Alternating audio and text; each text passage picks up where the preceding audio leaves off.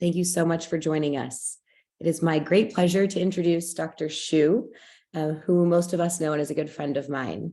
Mary Xu went to medical school at Harvard, where she completed a year of research living in Tanzania, or in Rwanda rather, studying pediatric malignancies, ultimately decided on a career in head and neck surgery. She was with us for residency and then at UPenn for her head and neck surgical oncology fellowship, and has also spent time living in Tanzania and has continued a collaboration in Tanzania studying HPV-related oropharyngeal squamous cell carcinoma. So this morning, she'll be talking to us about global otolaryngology, head and neck surgery, and her approach and things we can learn from her. So thank you so much, Dr. Xu, for joining us. Yeah, thank you so much, Galen. And thank you everyone for your time and attention this morning. So today I wanted to give an overview of global otolaryngology head and neck surgery. It's a fairly new field, but a lot of exciting opportunities already existing. And just to start, as Galen mentioned a little bit, kind of why am I invested in global health? So my journey started with my parents, who are both immigrants from China. They moved to Brooklyn, New York, where I was born. And they always raised me with this perspective that based on where I was born around the world, that I would have very different opportunities to education and also to medical care. And that, coupled with an experience of cancer in our family, led me in medical school, as Galen mentioned, to seek opportunities to understand cancer care in a low middle income country setting. And so I was very lucky. I had this opportunity to work with Partners in Health, or learn from their organization, which is an international nonprofit organization working around the world to deliver care with partnering with different ministries of health. And they built one of their first cancer centers was in Rwanda at Butaro Cancer Center. And as Galen mentioned, I was looking at outcomes of pediatric malignancies and just had the opportunity to see the challenges day to day of delivering cancer care.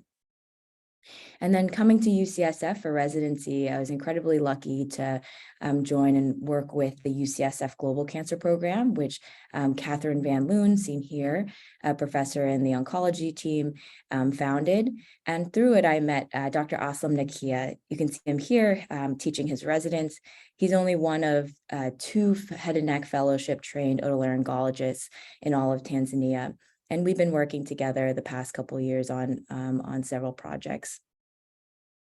And so for today, I wanted to focus on kind of 3 questions, which is why should we care about global health, how we should go about it, since the approach, I think, is rapidly changing, and what we can do right now.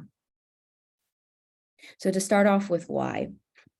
I've been asked this quite often in my residency, kind of why focus on global health.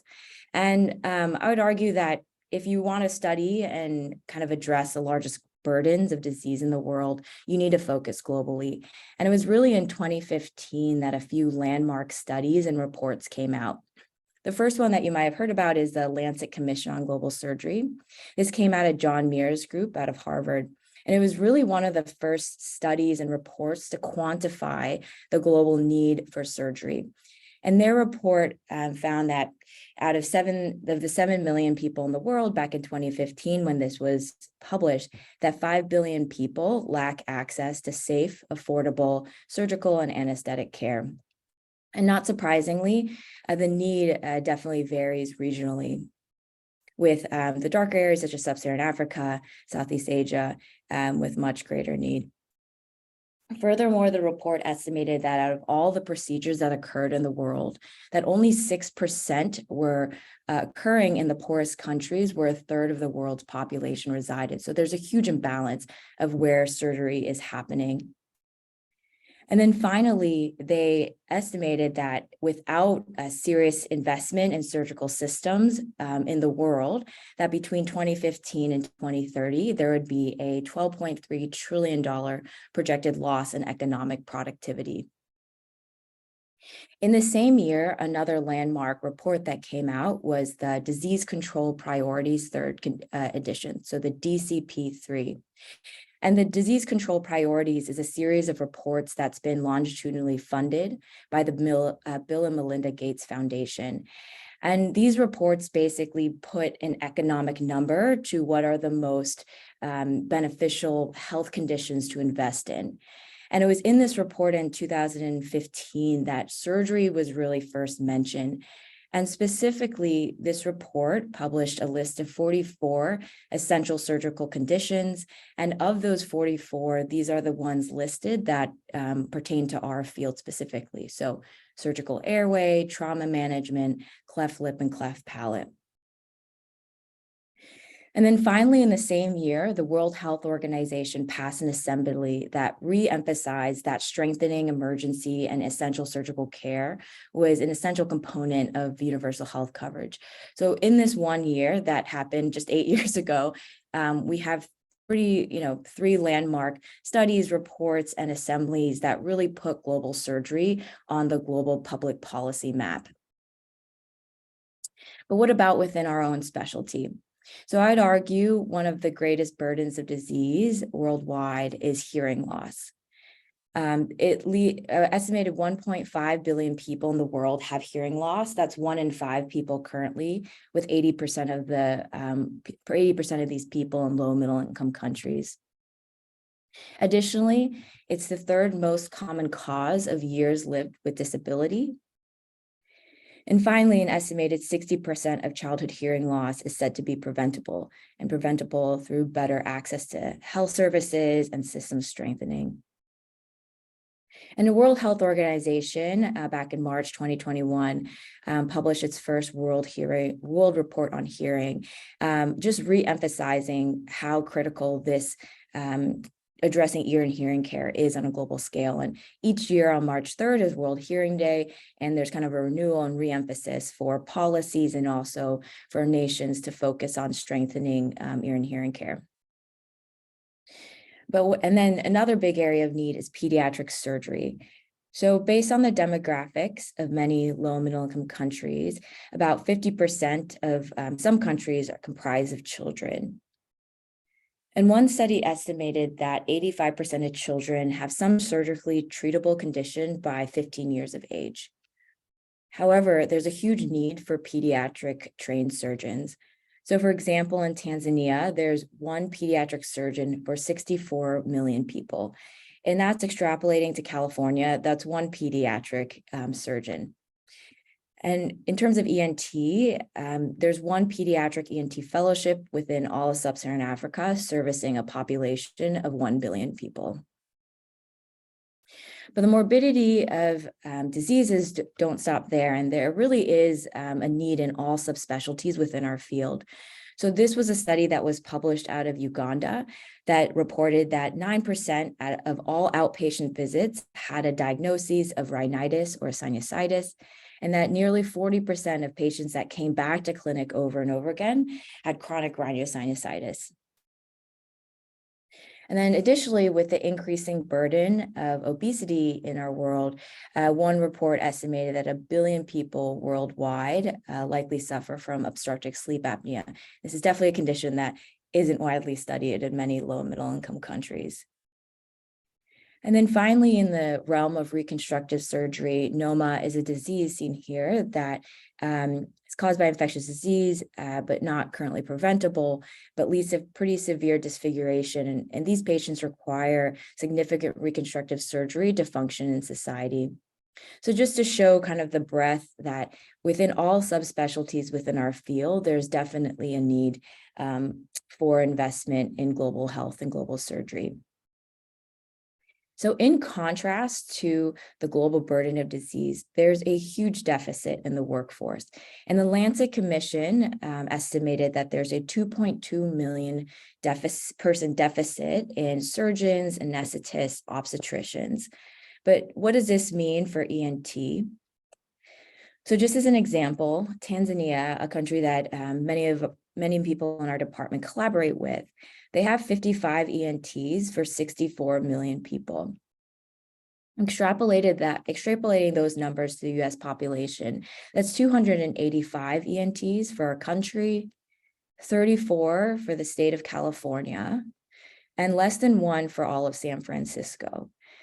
So it's kind of crazy to think that only between our department and Stanford's department, for instance, we have more ENTs or attendings in our departments than the whole country of Tanzania.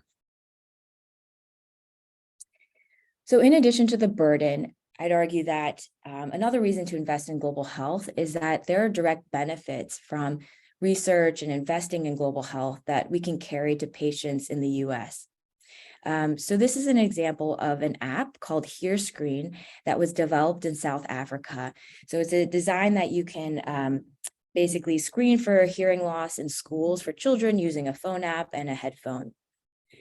And Susan Emmett, formerly at Duke and now at University of Arkansas, is NIH funded and running a randomized control trial looking at using HearScreen in addition to other mobile health mobile platforms for audiologic screening in Alaska to try and see whether using these mobile platforms can you improve delays to care. She's also working with the team in South Africa to develop further mobile platforms for audiologic assessments. So this is an example where a technology that was developed in South Africa is now being used in a study to improve the time to diagnosis and care for children in Alaska. And focusing on global health is also a source of innovation for other areas as well, such as sustainability and cost. So this is a study that Doruk Ozdagiz, who's the chair of the head of the Center for Health Equity in Surgery and Anesthesia, CHESA here, when he was at Yale, they published a study looking at how can you optimize surgical trays as a means to decrease perioperative costs. And, Dr. Goldberg and others have done the same with our departments as well. And I would say that kind of these experiences or kind of understanding in a global health setting, how could you do more with less, kind of serves as inspiration for sources of ways to cut down costs and sustainability as well. And Galen and others are working on a study looking at tonsillectomy and how can we potentially simplify the tools that we use with a focus on sustainability and decreased cost. And then finally, this was very apparent during the pandemic, how much global health was valued and important. So during the pandemic, back in 2019, 2020, I would say it was probably the first time on a global level that we all felt as though we were working in a resource-constrained health setting. And this was a paper published by Catherine Van Loon and Becky DeBoer, who's an oncologist at ZSFG. And they basically were discussing about how can you apply the ethical frameworks that they use to triage and prioritize cancer patients that they were seeing and treating in Tanzania and Rwanda, and how do you apply those ethical frameworks for helping us decide how to prioritize cancer patients in the US. Additionally, Partners in Health, as I mentioned, the nonprofit organization, given its experience with Ebola outbreaks, it was tapped by the Massachusetts government to develop the state's contact tracing program during the pandemic. And this program was later expanded to multiple states and still continues to today. And then finally, for why, is that there's growing trainee interest, as seen by even this past round of resident applicants. More and more applicants are seeking longitudinal and meaningful experiences in global health, matched and coupled with their residency training. So moving on from why, the next question is, how do we go about it? And a lot has changed in the past few decades, and it hopefully will continue to change. In terms of global health, there's an old framework for global health that's often been critiqued for being steeped in incredible power dynamics and also what people say is like neo-colonialism as well. And what does this old framework look like? This is a framework in which sources of funding, research agenda, health and research infrastructure, and publications are all centered in high-income countries. People critique this model because data and knowledge is seen as a resource that high-income country collaborators essentially extract and gain for promotion and extract this from low middle-income country collaborators and settings. And finally, in this old model, there kind of focuses on mission trips, but without longitudinal systems investment and development over time. And so this has been changing and hopefully will continue to change into a new model whereby low and middle income country priorities are driven by the key stakeholders. where there's an emphasis in equity in data and knowledge. And then finally, where there's an emphasis on longitudinal capacity building and systems strengthening. And these inequities in research are very tangible and measurable. So one study noted that less than 10% of research investment is allocated to developing countries, where 90% of the mortality occurs. And then furthermore, in a study of papers about sub-Saharan Africa, that only 23% of the first authors were local. And some people may ask, why does this matter? And this was a quote by the editor of BMJ. But essentially, he says that imbalances in authorship are a tangible proxy for concerns about power asymmetries in the production and benefit of knowledge in global health. And I think it is really critical, because what current research is happening in health services, who gets the funding and who gets the recognition, then drives what health systems development is occurring and where future funding and future health priorities are.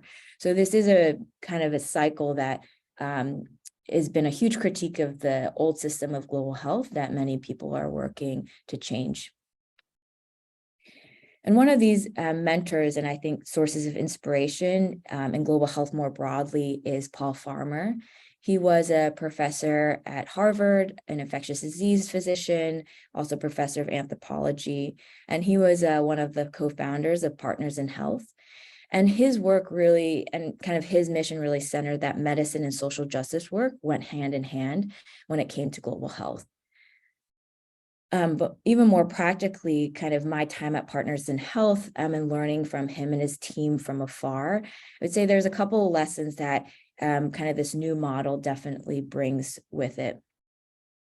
And that some of those lessons include, first, instead of just focusing on the patient, they really emphasize focusing on health systems. So how can you change the health system so that patients in the future can benefit from any advances in clinical care that you provide? Second, beyond just the health, they really address social determinants of health in a very structured way. So, for instance, at Butaro Cancer Center, patients there would get their chemotherapy covered, but then they would also have vouchers for food and also for transportation as well.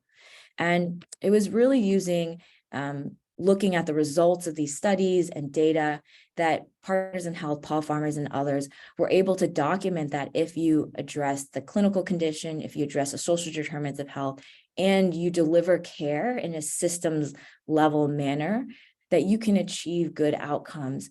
And so this was one of their studies that they published in New England Journal of Medicine, focusing on their model of delivering multi-drug resistant TB treatment in Peru. And in one of their documentaries, they talk about the story of going to the World Health Organization and showing these data. And even then, they were met kind of a couple decades ago with a lot of biases that poor patients just couldn't tell time, or they didn't kind of have the resources to be able to take these complex drug regimens. And it was really through data and these studies and kind of reports that the team there was able to publish that they were able to deliver these medications successfully, and kind of slowly over time kind of change the biases that were intrinsic to a lot of organizations internationally. And so just to kind of summarize that, I think now the field of global health has had many issues, but hopefully is moving toward one in which sustainability, equity, and a data-driven public health approach is centered upon. And so kind of with that and the fact that global surgery is still very new, I would say maybe like a decade old, where a lot of the activity has been happening, I think it's a really exciting time, both within our field and for our department, and with many opportunities. So I wanted to touch upon a few of those. So the first is kind of ongoing and developing collaborations with Muhimbili Hospital and Muhimbili University. So Muhimbili is based in Tanzania. It's a country in Eastern Africa. And the country is probably most well known from a tourist standpoint for Mount Kilimanjaro, Serengeti Desert, and Zanzibar. And it was through the Global Cancer Program that I had a really fortunate opportunity to meet Dr. Asam Nakia, as mentioned. And Muhimbili is one of 3 residency programs. It's the largest residency program in Tanzania. So if Aslam is on, if you want to unmute Aslam, and I can go through some slides if you're available. Yes, Mary, I'm available. Okay. So just happy to advance through some slides, but I wanted to invite Aslam just to discuss some of the ongoing collaborations and kind of what he's hoping for moving forward as well.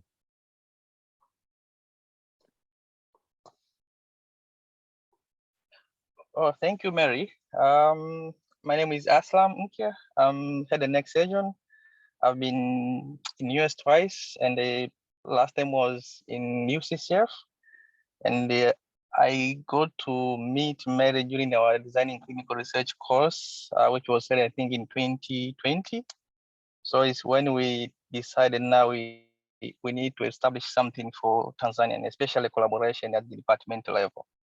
So far, we have built some interest in the research, but also in terms of capacity building, in terms of knowledge sharing. So one area that we are working with Mary is head and neck cancer study, where we are looking retrospectively and prospectively for the head and neck cancer, specifically association between HIV and human papilloma virus in Tanzania, because we don't have any single data to ascertain this. So this was funded by the Glocal and RAP grants, and it's an ongoing study. We have done our retrospective already. Now we are ongoing with data analysis for the prospective study.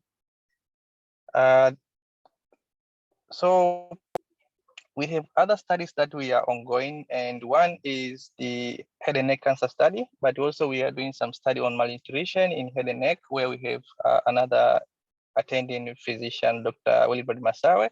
This is through a Glocal fellowship, but also we are doing some implementation science approach to tracheostomy and the gastrostomy tube care improvement, which is SIDO grants. And we have also mentorship opportunities that we are looking for undergraduates, and they are attending here and through CHESA. The next slide, Mary. So in terms of capacity building, we have now established a case conference where we have done 3 cases, and these have been organized between UCCF and Muhimbili, and we have been presenting this Zoom conference.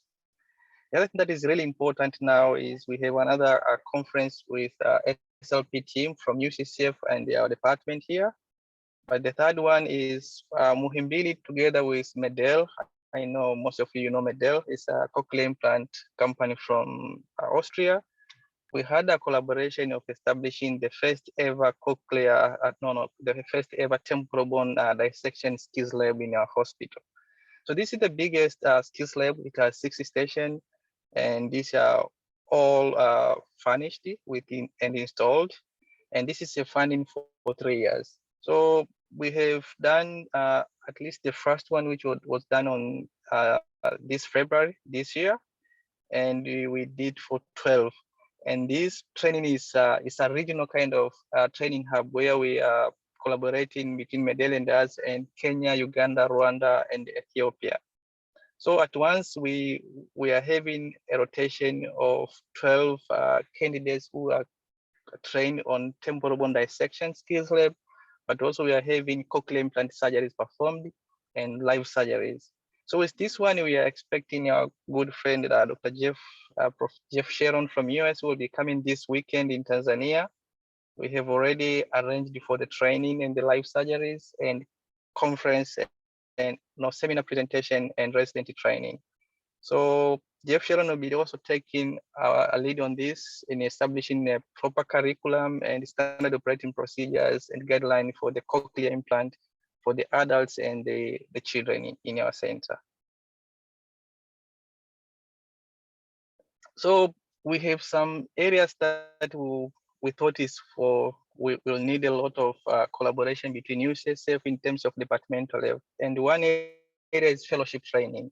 Currently, we have now with the Muhimbili University started the rhinology fellowship training course, and it will start this year, I think September. And this is a collaboration between Muhimbili and the University of Cape Town. we have 2 attendees who will be registered for this course in this September. But also the biggest challenge that we are having now is on the area of otology, because we have one trained otology, but this is not a fellowship kind of training. It's an observership. Is performing some surgeries in otology, but we don't have enough trained otologists who can handle an increasing number of ear cases in our Tanzania. But also in terms of head and neck, we have only 2 trained head and neck surgeons. I was trained in Korea, and my fellow was trained in University of Cape Town. But unfortunately, my fellow got transferred, so he's not anymore practicing in our setting. The other area that we think is really important is research, where we need a lot of collaboration in terms of clinical research in rhinology, otology, and head and neck, but also implementation science. With this temporal bone lab here, we need to do something with implementation science. And for all this to happen, we need to have a proper capacity building through a memorandum of understanding. Our department and management now is very open for MOU, where we can have attending from overseas, from UCSF coming here to train, and we prepare all legal documents and they are permitted to practice, to attend patients from our side. But also we think it's really important in terms of clinical observership. I've been twice at the UCSF, and it has been a very good eye opener for me to see how best I can manage my patient. And I'm very, very, very grateful for this opportunity that I got. And also, as I said, we have on-site visits that we expect will be more now because of the temporal bone skills lab here, and everyone is welcomed. Case conference is also one part of area where we are also building capacity. And the other area that we think is really important is specialist focused surgical camps. The last time I had a discussion with Jeff Sharon, who was asking me about the temporal bone availability. And maybe I should tell him this from today we had 30 temporal bone now.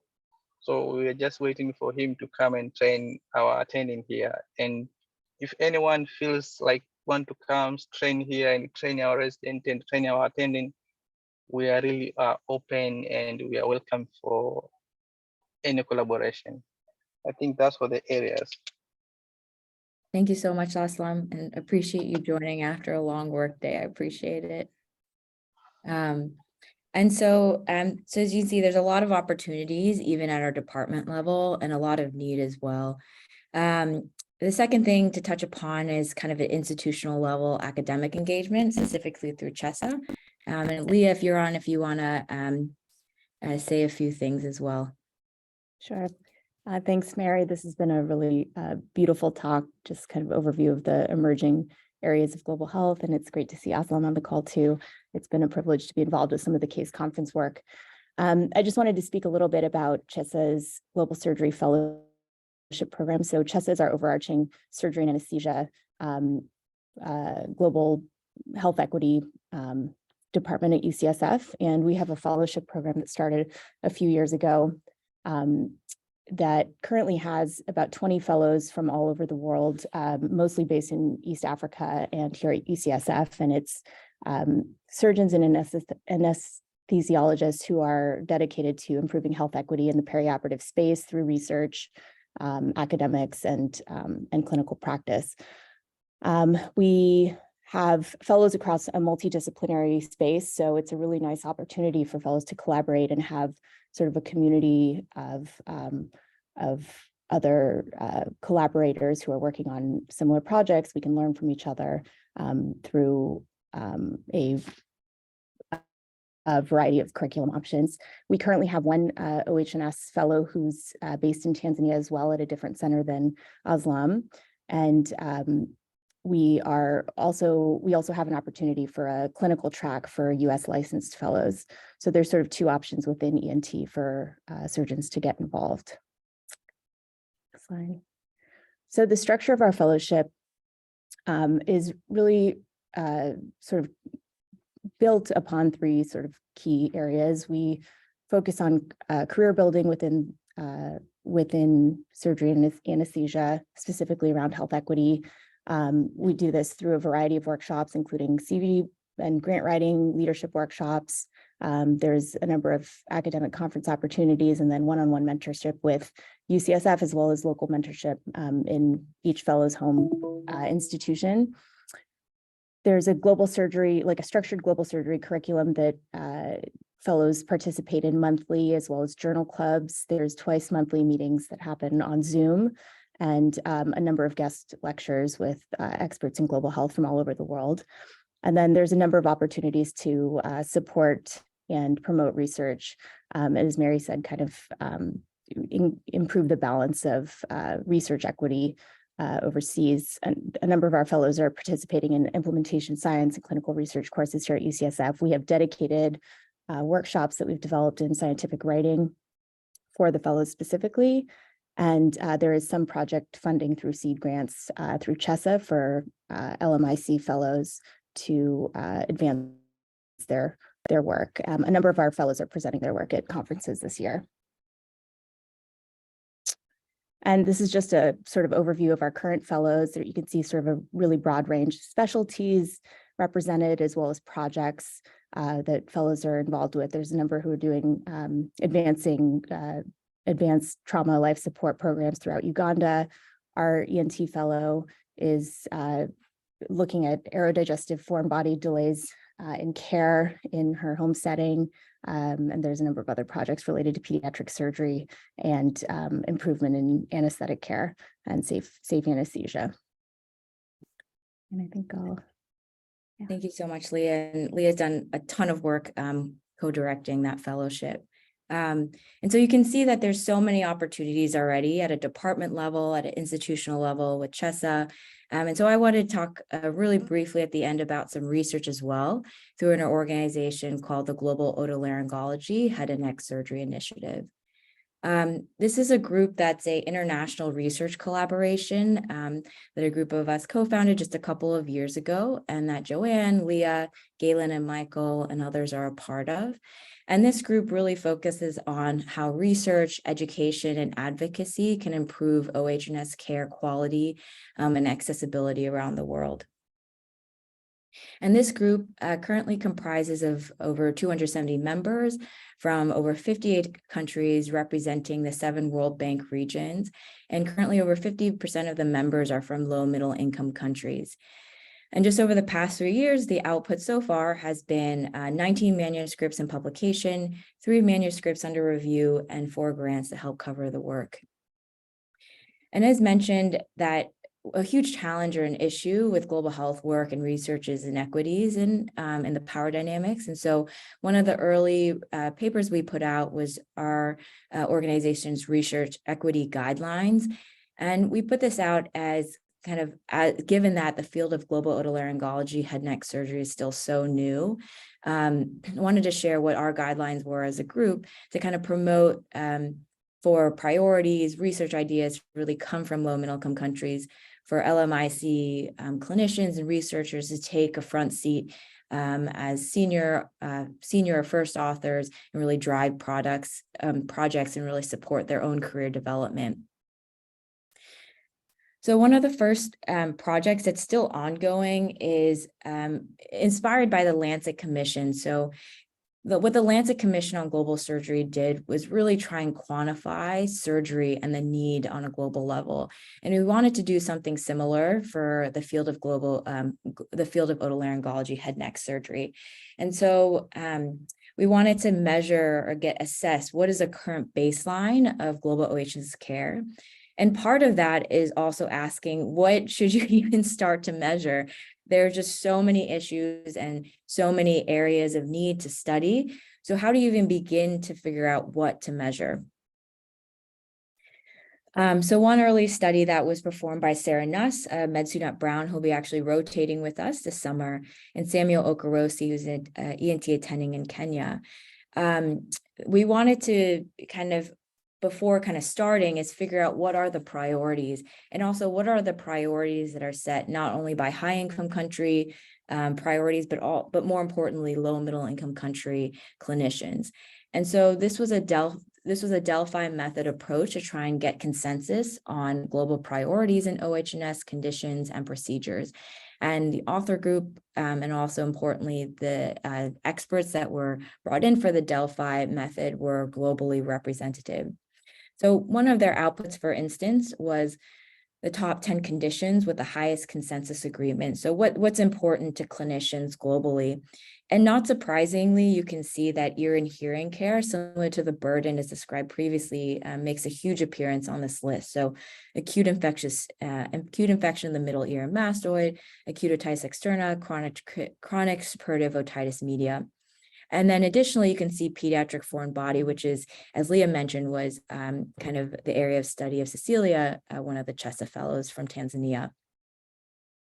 But in addition to conditions and procedures, equipment and infrastructure is also a key component to delivering OH&S care.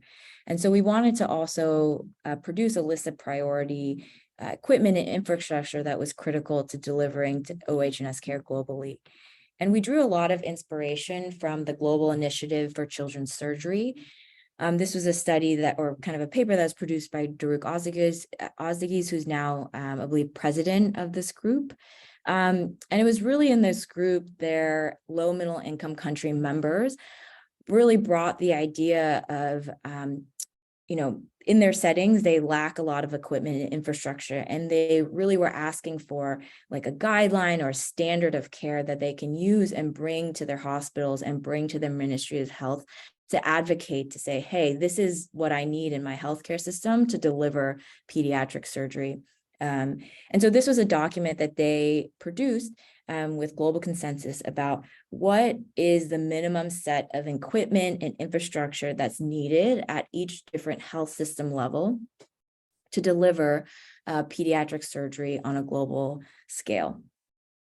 And so this was a study that we kind of inspired by their work did for OH&S surgery, led by Tarika, a med student at Harvard, and Sharon Tamir from Israel. And they basically did something similar, which is going through each subspecialty within our field and starting to sort out what was essential, aspirational, and non-essential equipment at the primary level, and also like a tertiary referral center. And these lists were created by surveys within the Global Otolaryngology Head Neck Surgery Initiative, and then also with additional consensus and input on larger group meetings. So hopefully, kind of the goal is that the Delphi consensus list of procedures and conditions, and also this can serve as kind of a template for what we even measure on a global scale. And so we've taken these components and kind of use these and fed these into the larger study of trying to map a baseline needs assessment of global OH&S in the world.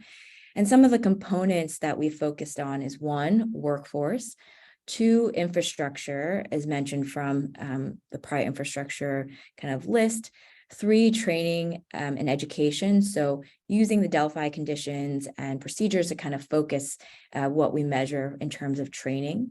And then finally, barriers to care for patients and providers. And the goal of this is that we can produce better data, that these data can then help focus what we should emphasize in terms of training and education, that this information can also help mobilize resources, and finally, most importantly, be used to advocate at a hospital level, at a national health systems level, and also hopefully direct funding moving forward for where we need to focus and develop OH&S services on a global scale. So the first thing that we focused on was workforce, which I'll touch upon. And prior OH&S workforce estimates are pretty, I would say, outdated or kind of heterogeneous at this point. So the first most comprehensive workforce survey was performed in 2013 by the World Health Organization, and they collected data from 76 of 195 countries or territories. And then more recently, Kamenoff et al. Published a study looking at taking the data from the World Health Organization and then also doing a scoping review as well to update that information as well. And we really leaned on these data, but figured that we also needed updated numbers to base future work on. And so our group designed a cross-sectional survey to capture workforce estimates. The survey was translated into 6 official UN languages and was disseminated to professional societies, medical licensing board, public health government agencies, and finally to OHNS and care providers, especially in countries that, for instance, had 1 or 2 providers and didn't have professional societies. The data was collected from February to June of last year, and we were really fortunate to be funded by a University of Pennsylvania Department of OHNS pilot grant. And you can see the huge list of authors and collaborators at the bottom. And so what did we find? The survey covered, we had responses from 114 countries and territories that covered 84% of the global population. And the average density was 2.2 OHNS providers per 100,000 population. And the WHO back in 1997 published kind of a benchmark of at least 1 per 100,000 population. And that was in the context of ear and hearing care. And not surprisingly, the distribution or density of OHNS providers varies around the world. So we found that firstly, Sub-Saharan Africa, Southeast Asia, and the Western Pacific had the lowest density of OHNS providers. And then furthermore, that the density varied by the income of the country, so World Bank income groups. And so countries that had were of the high income country group had a 50-fold increase or kind of 50-fold greater density of OHNS providers compared to low-income countries, which were less than 0.1 OHNS providers per 100,000 population. And so the current work that's undergoing with the group is performing additional audiologic workforce survey to understand audiologic workforce. Additionally, the surveys on training and education, infrastructure, and barriers to care are currently being disseminated, and other studies such as qualitative studies on brain drain and OHNS to better understand kind of why providers or the decisions that go into why providers who train at higher income countries then either stay or go back to their home countries is underway and under development as well. And hopefully these data will help support capacity building, help target where our workforce needs to be developed, helps promote task sharing, meaning we know that the current OHNS providers in the world cannot treat and account for all the disease that is currently present globally. And so using task sharing models and using general practitioners, nurses, community health workers, we really need to expand the workforce that we think about in terms of ear and hearing care. And additionally, hopefully these results will help being used for policy development and advocating for more OHNS training. And so there's a lot of ongoing research with the group, as you can see here, multiple different studies. And of course, I want to highlight Michael Limborg and Galen, who have also conducted studies through collaborations and other members of the group seen here. So thank you all for your attention. I know it was kind of like a whirlwind of global health, but hopefully we cover the main points of kind of why we should focus on global health. And it's the sheer burden we can benefit care of patients domestically, and there's increasing trainee interest as we're seeing year after year. How we should go about global health, hopefully the model is and continues to change toward one centered on sustainability, equity, and that's data-driven. And then finally, it's an exciting time, and what can we do? And so hopefully also seen some ways that you can be involved or that we all can be involved as a department, as an institution, and as a field more broadly. So thank you so much for your time and attention this morning. A lot of people to thank, obviously, the department, our leadership, many of my mentors and all my co-residents, specifically Robbie Patterson, Blake, Josh Wiederman, Leah, Tyler, Aslam, and Hillary for their help with this presentation. And then the Global OHNS Initiative, the UCSF Global Cancer Program, CHESA, and the National Clinician Scholars Program. So thank you so much for your time and attention.